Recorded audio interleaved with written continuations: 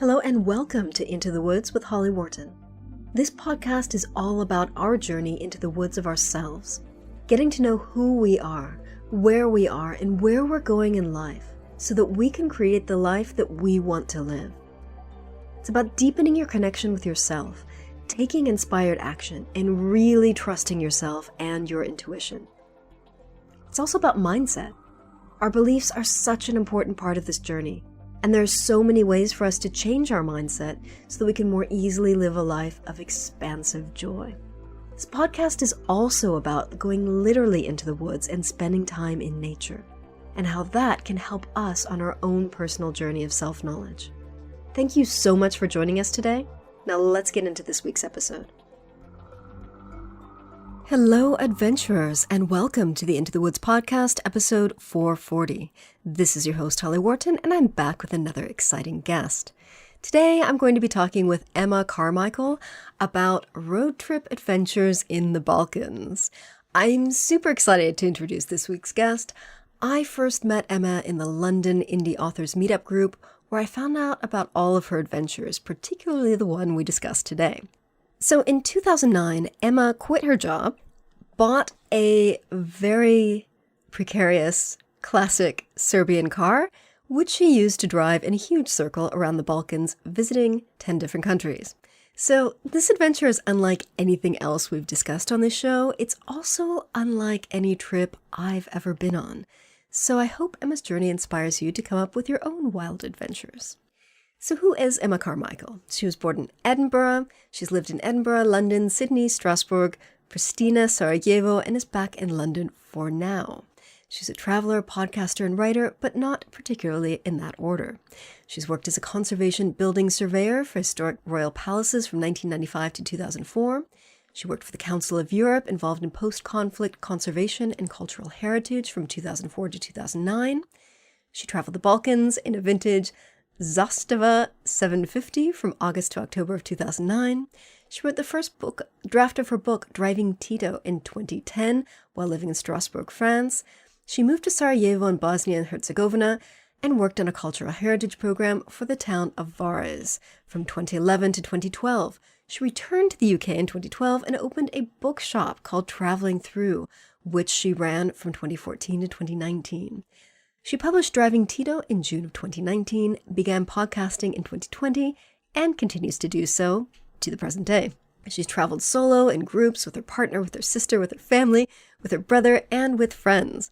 Each experience is different, each one notable in its own way. Each can be enjoyable or a nightmare. It's a mindset thing. It's also about compromise, even when traveling alone. So I really hope you enjoy this week's episode.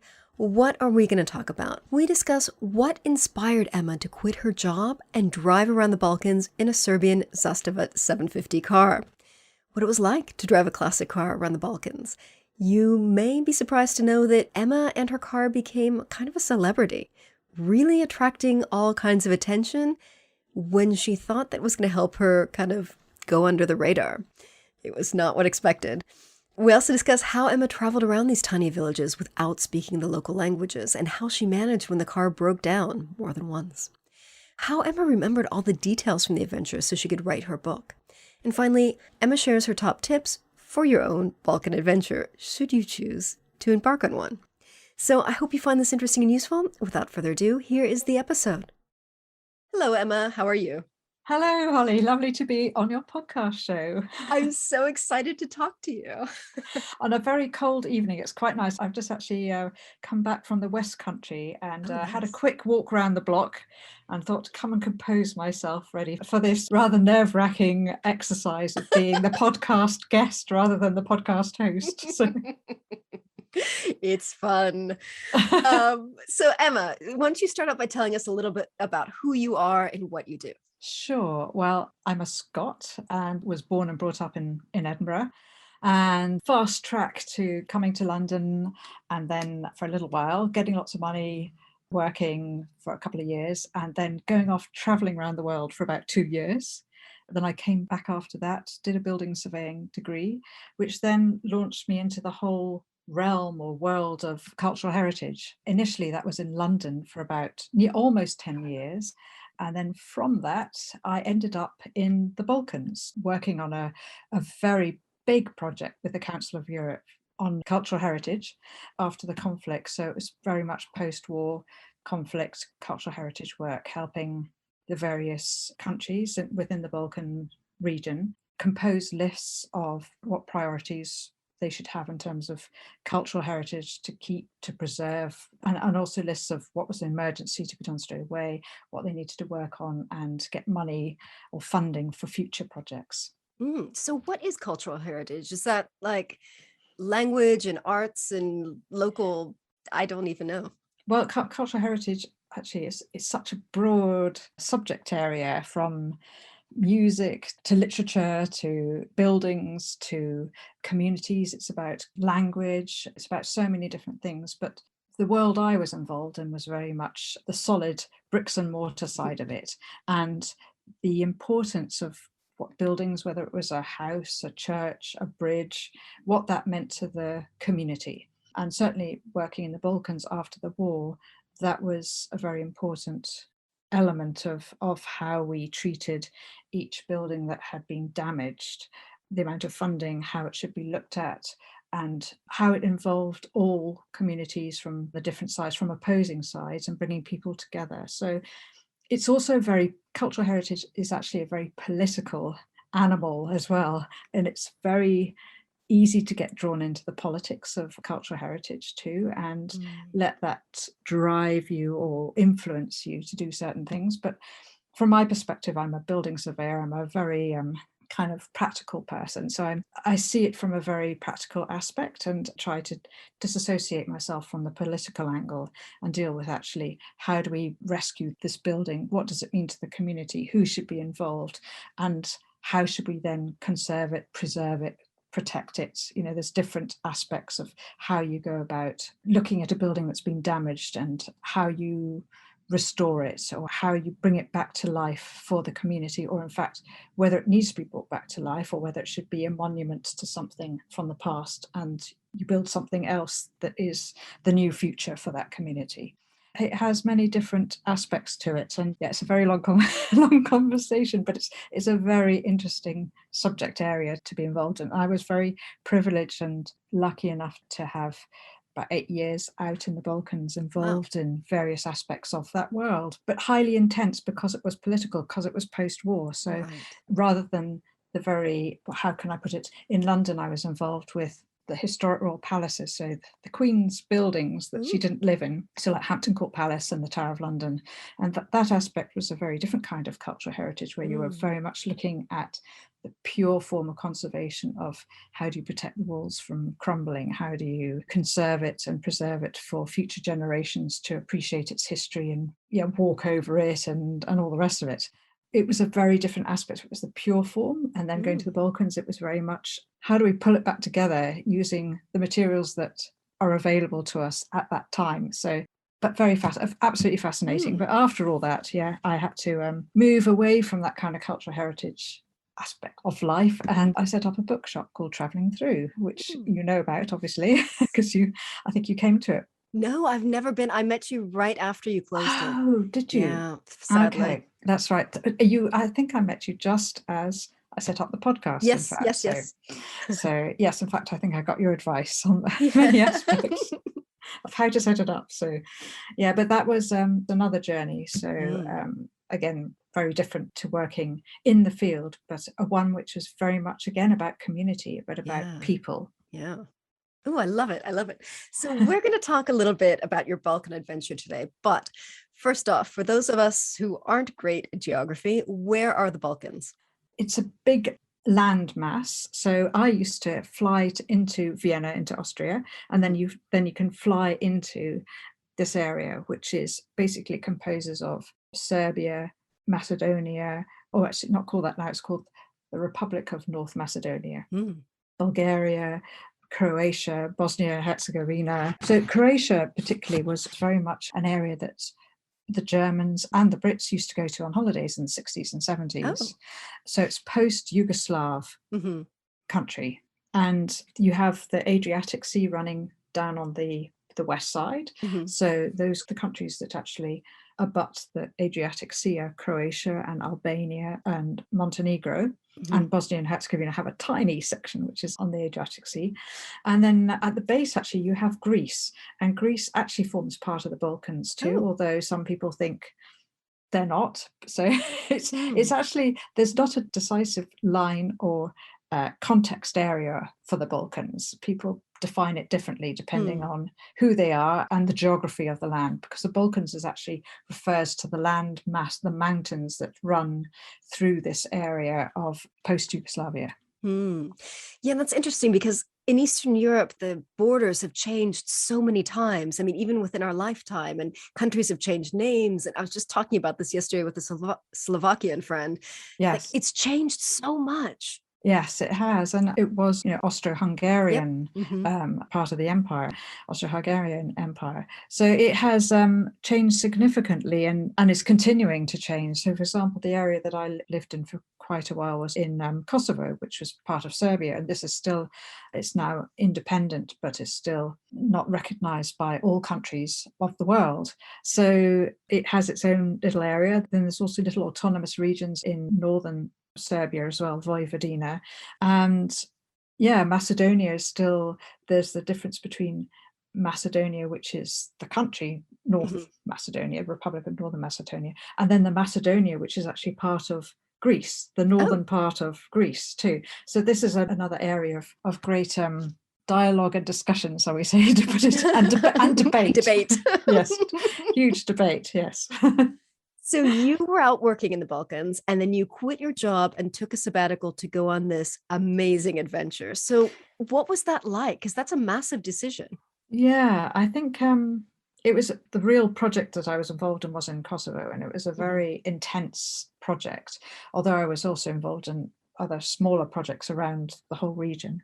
And during my time there, I saw a few of these cars, these little Zastava cars, and I used to say, well, where are they and who's driving them? And I used to see the odd one, but not too many of them. And it's so much fun to drive one of these cars. And people used to laugh at me, particularly my colleagues who were from the region, saying, "Don't be so ridiculous, Emma. They don't go very far, and they're battered out." And my grandfather used to drive one, and nobody really uses them.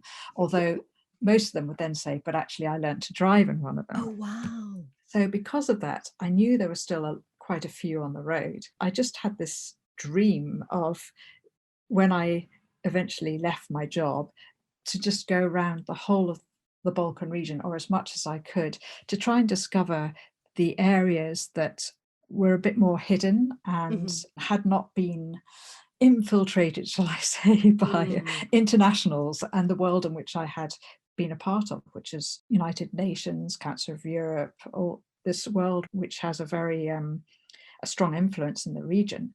But there is a world beyond that when you're just an individual, particularly as a foreigner, when you're an individual, you see these places very differently. And I wanted to experience that, to try and understand more about the region, because up until that point, all I could really experience was through the eyes of an international within the boundaries or the restrictions of being part of a big organization and interpreters. And whereas when you're standing there as an individual and having to talk to people and be understood as just an individual, it's much harder, particularly as in many regions nobody spoke English. There was some people spoke some German or Italian. It was an adventure that I felt I wanted to go on. I didn't really give it much thought, which was probably a good thing in hindsight, because I think if I'd thought about it too much, I probably would have never done it. So tell us what this adventure was. You bought one of these cars and you drove it around the Balkans. What was the plan? Did you have a plan, or did you just buy the car and just go? I had a very vague plan, should I say. It did take a little while to find the car, or a car that was trustworthy enough to get me at least out of Macedonia or out of Kosovo. And in Kosovo, I couldn't find a car. In the end, I did find one in Skopje, which is the capital of Macedonia. And I left there and just set off in a direction thinking I would go anti-clockwise Mhm. and try and encompass or circle through as many countries as I possibly could that I had actually been involved with in my Mm. time working with the Council of Europe. Because I couldn't travel very fast, well, I couldn't, the car couldn't, it was very small journeys every day. Nice. So and quite often I would just end up in a village and see whether I could find some accommodation, and then the next day work out in which direction I would go after that. But I just had maps. I had no, now we all use apps, and but there Mm. was none of that. And half the time I had a phone that couldn't get a signal in the Oh, mountains. So yeah. it was very much an adventure in terms of I didn't really know where I was going. I had a vague plan, and it was influenced by the people that I bumped into or Oh. met or directed me in a certain way, and I would end up somewhere. So the idea was actually to get through 10 countries and get back. I had 3 months, I think, if I remember rightly, with the permit Oh, to get yeah. around before. The other thing was it was August and the snow comes in November. Oh, yeah.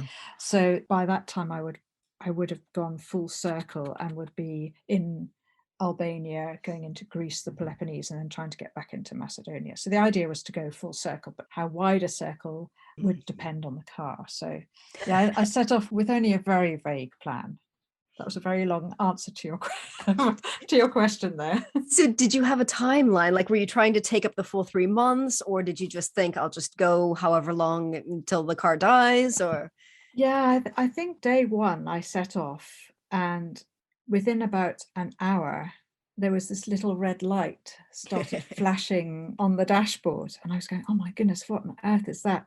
And I suddenly realized I was running out of petrol. And I realized I hadn't really taken much time to understand the car that I was driving. I just literally just jumped in and set off. And so I realized that the car had the petrol tank in the front, and it's in the bonnet, and the engine was in the back.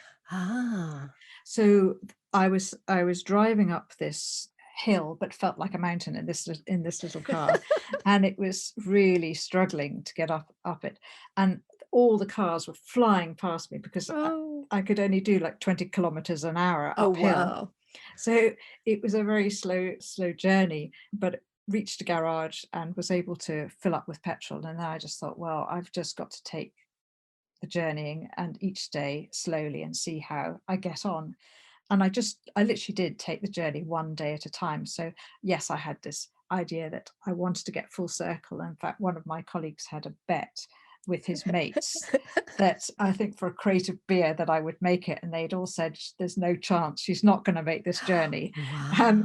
Because these cars just don't go the distance. So yes, luckily I was unaware of this actually. So, but So people were really, were they kind of supportive of your adventurous spirit, but at the same time not believing in it? Or what was the attitude of the locals? I think the locals were amazed, but and mesmerized, and I had set off on the journey in the belief that I would be inconspicuous and that I would be able to Ah, go into the villages and the small towns as a foreigner and be almost in disguise because this car was one of their cars. right. What I hadn't appreciated was the car being so old, everybody except for me realized that they didn't go very far. So the further I went from Macedonia, the more the car became a novelty.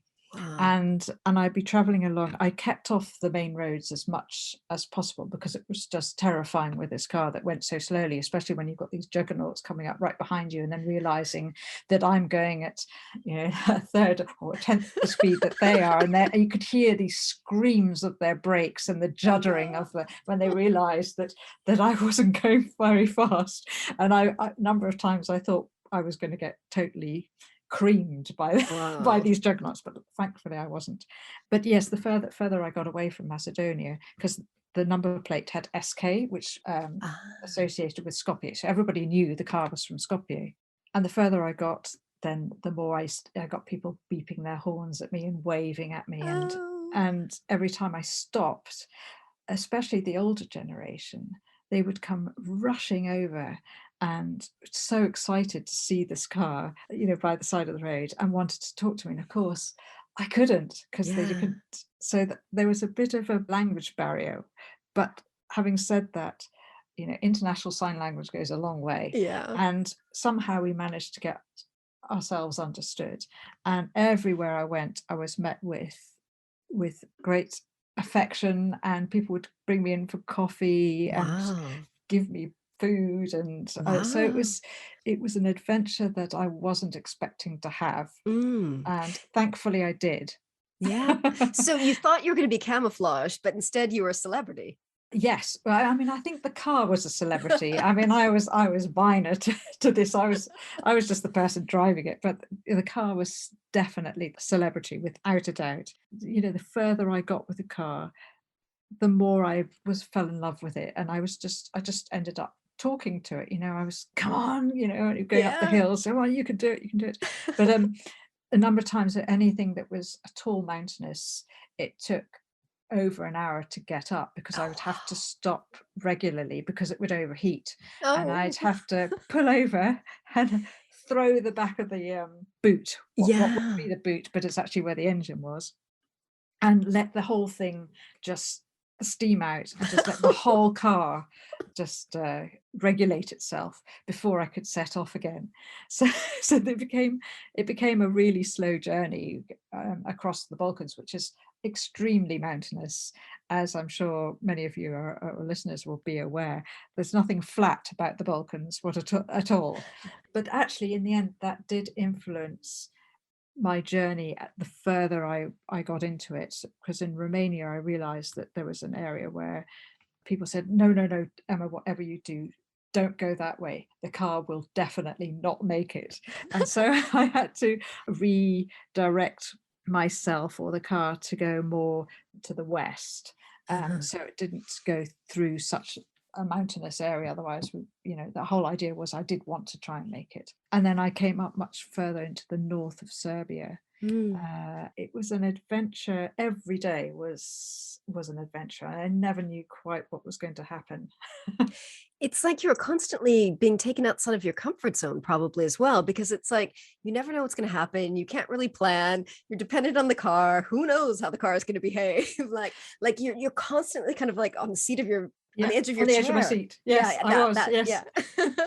On the edge of a very uncomfortable seat for quite a lot of the time, with the springs coming through. And in fact, yes, it was a very hot and sweaty seat to be on some days, because the weather was extremely hot, because I set off in mid-August and it was 30, 39 degrees some days. It was just stifling. There's the only air conditioning was the windows were down. But and the only way I could actually the other thing is, the only way I could lock the car was with a hanger on the passenger seat. So I had a coat hanger that hooked through the door handle and around the armrest of the car. That kept it locked. But in the end, I realized that if anybody wanted to get into the car and steal it, they could. Yeah. So I had to just be very calm about this and realize that everything I had in my car, I had to be prepared to lose. So whenever I left it anywhere, parked it anywhere, and went to look at a site, I would just take the things that I felt was the most important to me, which my passport, my MasterCard, my hat, my sunglasses, and my camera. And then I just had to be prepared that everything else could be stolen.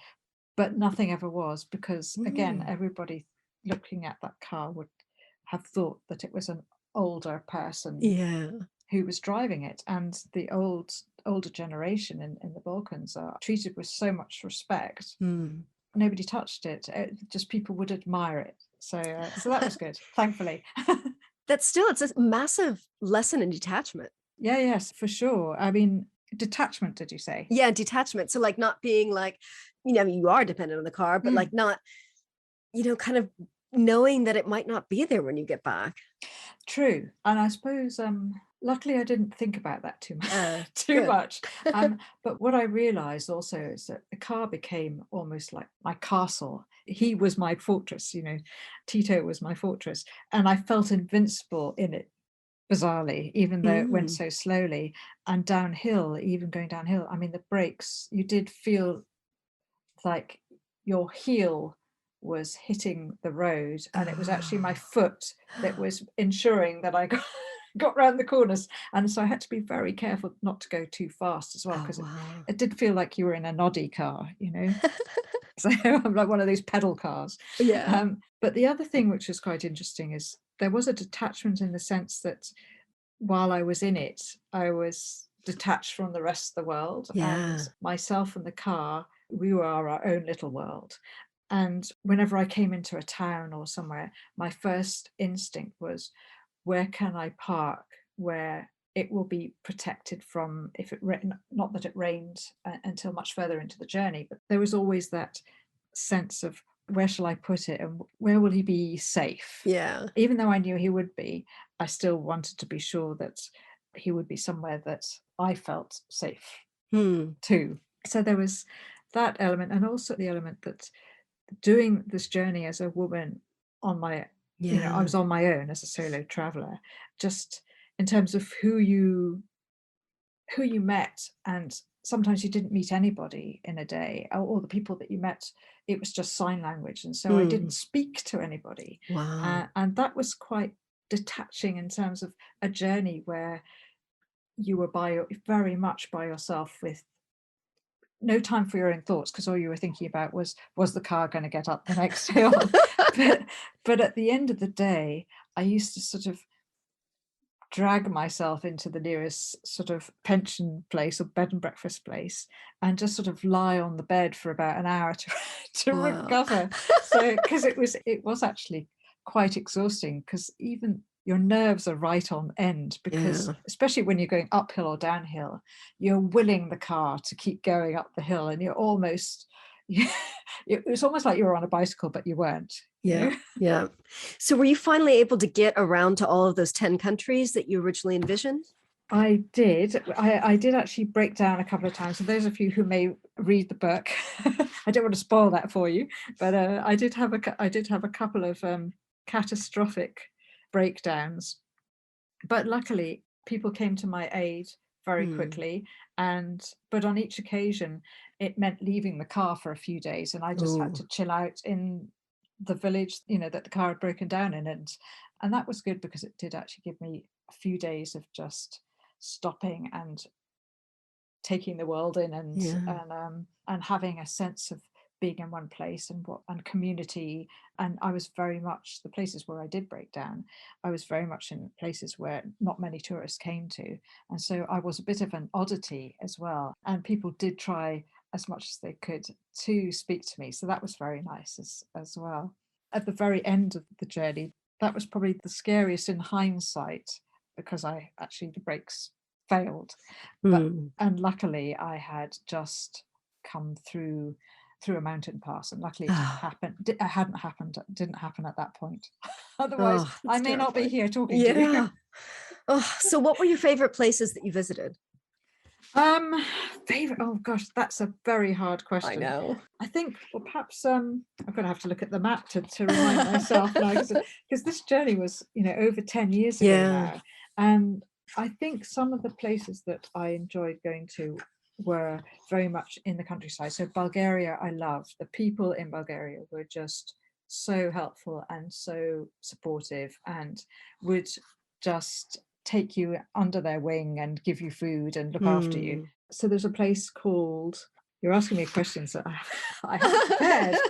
Take that out.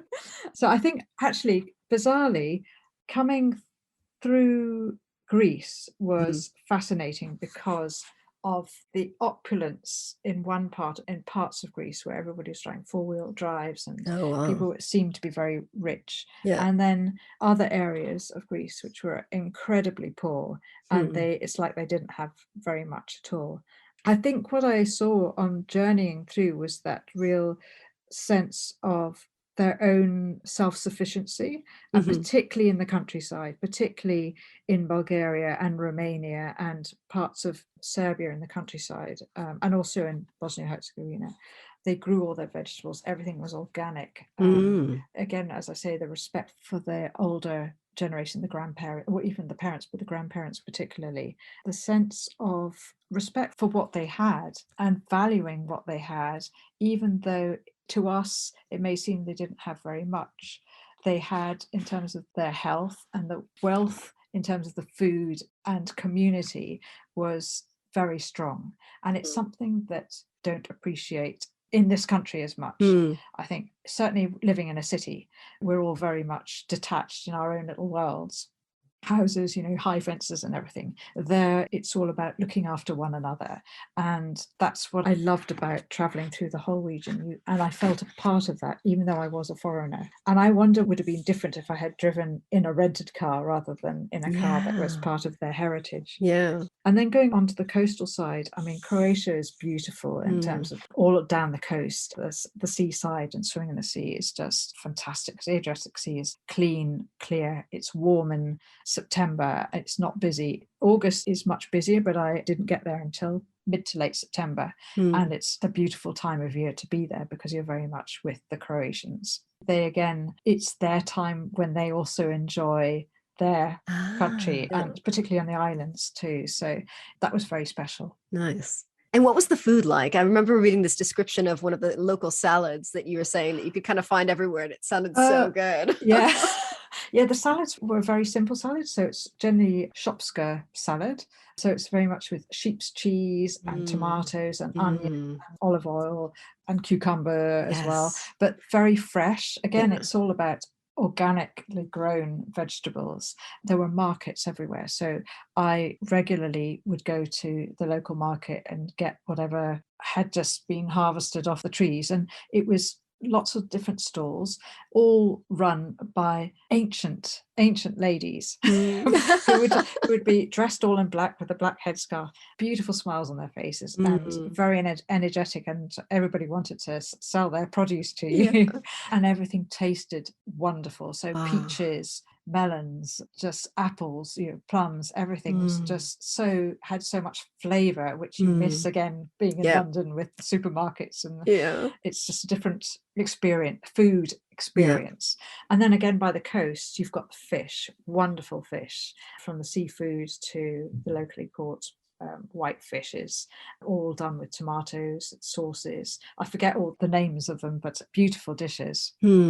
Now, what about safety? I know your car was a bit of a death trap, but aside from Tito, did you feel safe as you were doing this trip on your own? I mean, that's a really interesting question, because many people asked me, would I be safe? And many people were, as I set off, I think particularly my mum, I think she was a bit concerned for me, but she wouldn't stop me. I never felt unsafe or that I was in danger. Even though there were a couple of times when my imagination got the better of me, and I felt that perhaps I was not in the right place, or I shouldn't be here. And so I think instinctively, I've always acted on my instinct. So even though it may have been the safest place in the world, instinctively, if I don't feel comfortable, I tend to extract myself from those places when I can. I mean, I had one incident with the car which was, and again, I will not know, but where I was chased by this lorry driver, beeping and trying to push the car off the road. And that was a frightening experience. And he was trying to make out that there was something wrong with the wheels of the car. But I know that the car, the Zastava, the back wheels, the wheels go in at the back, so they look so whether he genuine and trying to stop me because he thought I was genuinely in danger or not, but I wasn't going to stop because the way he went about it was incredibly aggressive. So I thought, I'm just going to stick on the road and not stop. Anyway, you have to read the book to read the whole story, to read that little episode. But that was the one incident on the road which shook me up, and I think was a game changer. Also at that point, the weather started to change too. It was October and there wasn't so much sunshine. It started to rain. And so I was having a different experience with the car. So it went from being a very happy-go-lucky trip around where I was, everything was very positive, to me almost, I think I was getting tired too. Yeah. That's with any long journey, when Yeah. you're spending a lot of time by yourself, thoughts of doubt start to creep Yeah. in. And it's how you then deal with that mentally and remain positive in certain times when you think, I'll just not drive today, I'll just have a day off. And then you can very easily stop and not keep going. But I had an incentive in me. I mean, I suppose the Scot in me is determination to keep going and to keep determination to try and make it full circle. So, but in fact, the journey that I had anticipated, which was going through Albania, then back into Greece, and then back into Macedonia, I had to actually cut short because the snow came early. Ooh. When I got to Albania, second day, I was there and I opened the curtains and there was snow on the mountains. And I thought, this is probably not a good idea to carry on through the mountain area. I'm going to have to change direction. And in fact, I think at that point I was quite relieved. It was almost like an excuse to say, okay, I'm going to change, still go full circle, but I'm just got to cut off part of the circle bit to get over the mountains that were not as high as I had originally planned. So how did your friends and colleagues respond when you came back and you did your full circle and you achieved what you set out to do? Were they just flabbergasted? I think, a lot of people, I think my mother was completely relieved that I had got back in one piece. And I had a colleague who was still working in Kosovo at the time, and she drove to Macedonia, to Skopje, to come and celebrate with me, because she said, that's an epic, so we've got to celebrate it. And I also, people had texted me as I was going around, and I had quite a big response at the end saying, well done and congratulations. And certainly when I came back to Kosovo, and all my colleagues congratulated me and still thought I was crazy. And the colleague who had put the bet in was so glad to get his crate of beer, I think. So it was almost a relief, but also a sense of, did I really just do that? And I think it was only when I had time to reflect and start to write down the journey and what I had done, the full impact of the trip really took effect with me. And I think it took a while for me to unwind from it too. It was a very intense time, definitely. Would I do it again? Probably not. Really? Having said that, I have got an idea to do something next year if the journey and travel allows, but that I won't divulge at this point. Oh, exciting. I can't wait to hear about it. So what happened to the car? Did you sell him? Did you, where did he go? So the car, I bought the car, but I couldn't actually own the car because I wasn't Macedonian and I wasn't living in Macedonia. So my colleague, she was from in the cultural heritage world, and she's Macedonian, living in Macedonia. So it was registered in her name. And then when I finished the journey, the idea was that it would go to one of my other colleagues, and he had come from Bosnia and he had actually helped find the car. But unfortunately, the paperwork in the Balkans is so ridiculously bureaucratic. It became a nightmare and it wasn't possible. So I think in the end, the car went to the lady who owned it, to her. Everybody has a driver, so she had a driver, and her driver and his wife, so they had it in the village, so it went to a good home. Good. And I know a year later I did go back to see that it was okay, but what I really should do is go back and see whether it's still living, still alive or not. But it's not. I think life took me in a completely different direction, and I went to Bosnia and worked in Sarajevo for a while after finishing my trip around.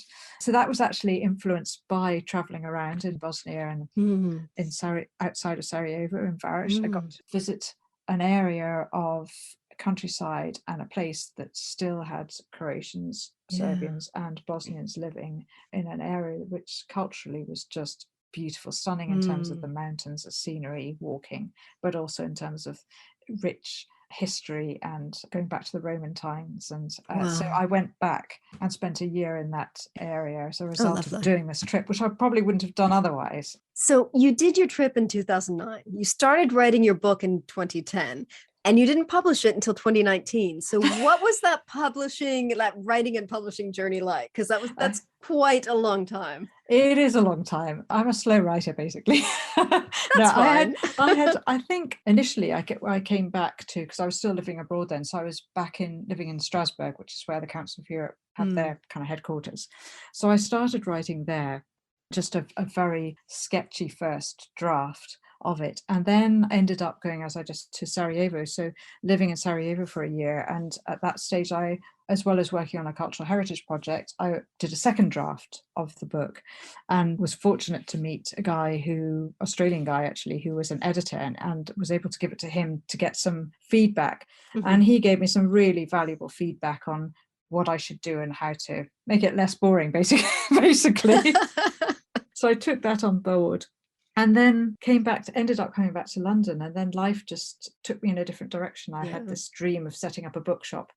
So the manuscript just went in a drawer for a couple of years. And once I got the bookshop going, I did actually pull it out, and I started working on it in dribs and drabs. And bookshop life and running that world of having a cafe and a bar as well, and events and all stuff, kind of consumed me for 5 years. But then when I found that the building was going to be sold, it was almost like an incentive to get the book finally finished in a way that could be published. And so I managed to, again, using the help of a number of people who I'd met who'd come into the bookshop, who were editors and people involved in the book world, and who gave me advice to help me again pull it together as a book. And then I was able to just self-publish it under the Travelling Through publishing house name. And I used the format. I don't know how you've written your books, Holly, but whether you've self-published as well. Yes. And used vellum. Yes, I love vellum. I love it. It was such a great tool to use, so easy and friendly tool to use to actually pull the book together. And then a lady who actually, I sold her card, she was an illustrator, and she did the cover for the book. So I was fortunate that I had people around me to draw on to help bring it together. So in fact, it ended up being the last book sold in the bookshop before the bookshop closed in 2019. But that's lovely. End of one adventure, and it's the beginning of another one. Yeah, that's how life works, doesn't it? It definitely does, yes. So did you keep a journal as you traveled, or how did you remember everything that happened? Yeah, good question. I tried to write a journal, but I really struggle. I think I've always struggled to keep a journal. I don't know why. I think so. The way I remember things was I took photographs the whole time. So because the car I was driving the car so slowly, I had the passenger window open, and I could take photographs as I was driving along because it was going at such a slow pace. And at the end of each day, I had a little recorder. So I used to just record my thoughts at the end of the day. And I think because the journey was just so etched in my mind, because it was something so unique, and so each day was very different, I almost had a picture of events that I could write about in my mind that I could just describe using the photographs that I had taken. And the dialogue I used to, just have a little recorder and record into at the end of the day. So that's what I used to pull the story together. Yes. So I have no long diary of events, probably just as well, really. So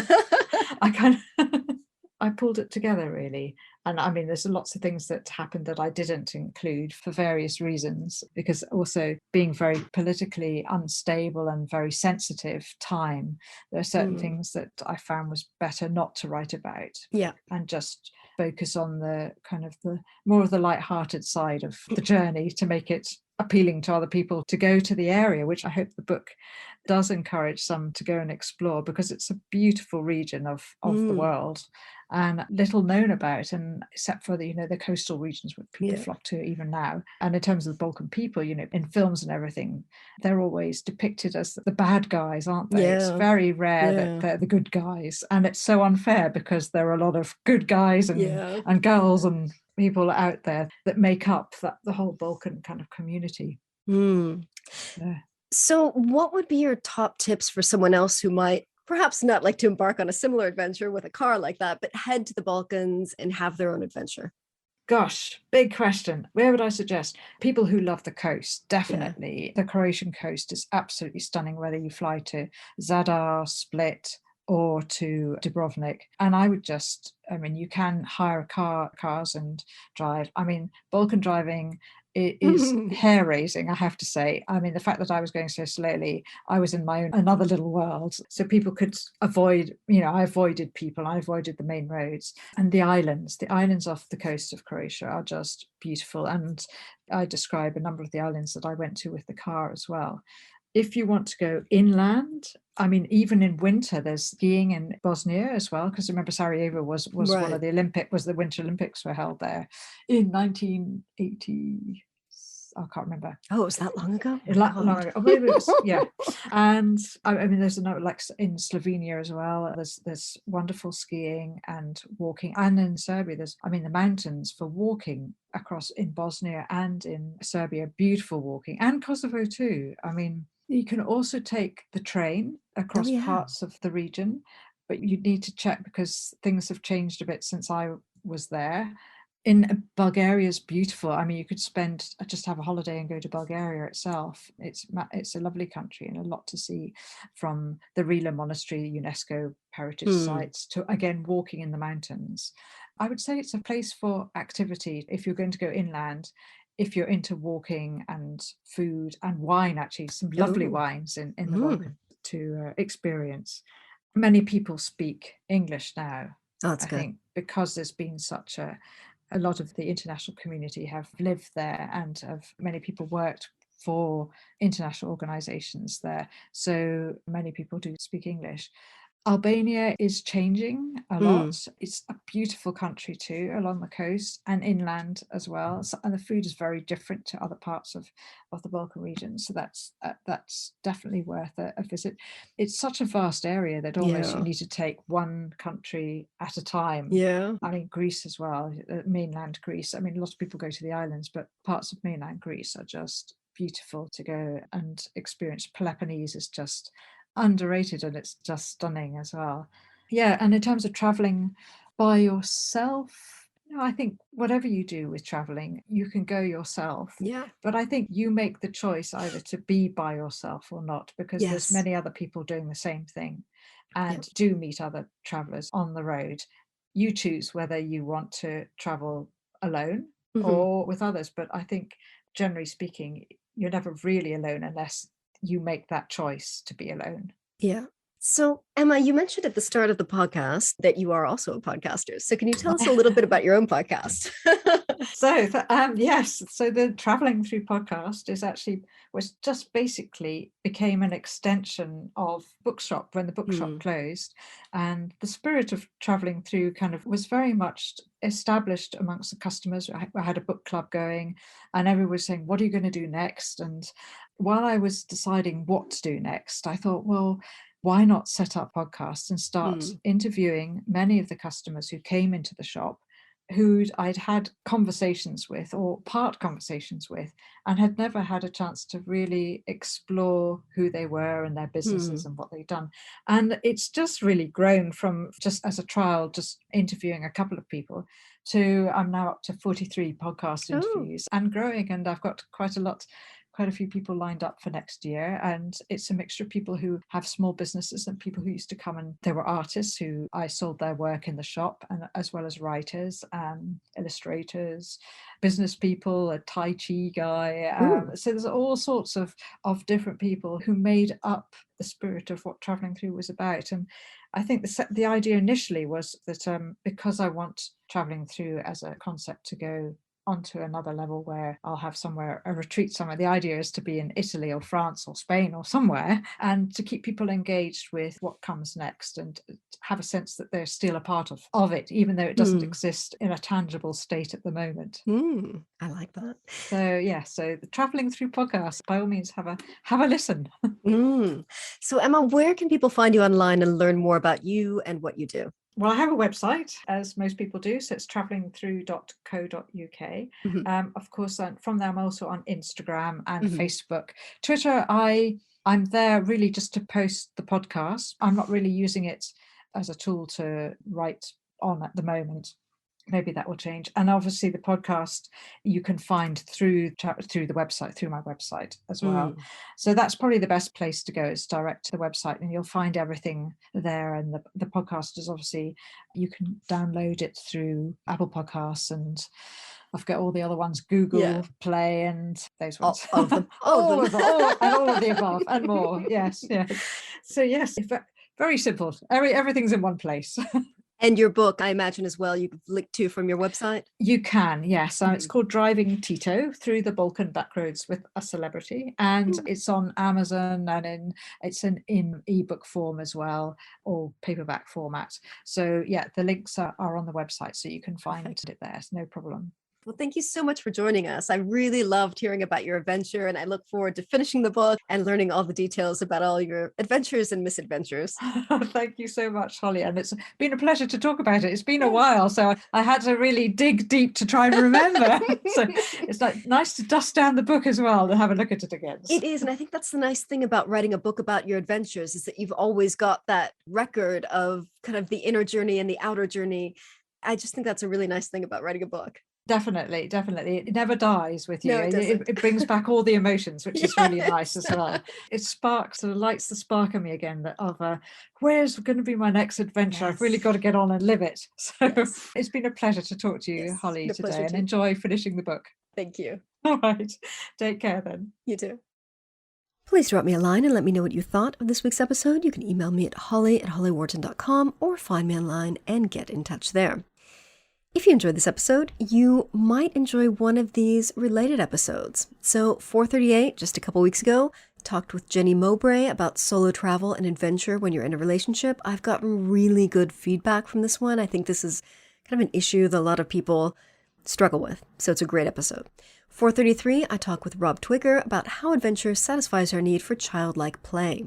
383 with Anne Malambo, we talk about how solo travel can change our lives. 374 is a solo episode. I talk about how outdoor adventures and travel can help with digital detox.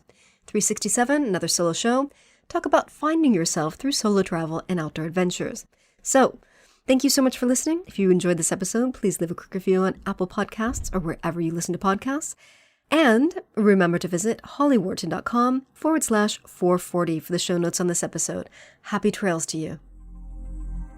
Thanks so much for listening to Into the Woods with Holly Wharton. You can find more information about today's episode, including links for topics that were discussed, at hollywharton.com. That's HOLLYWORTON.com.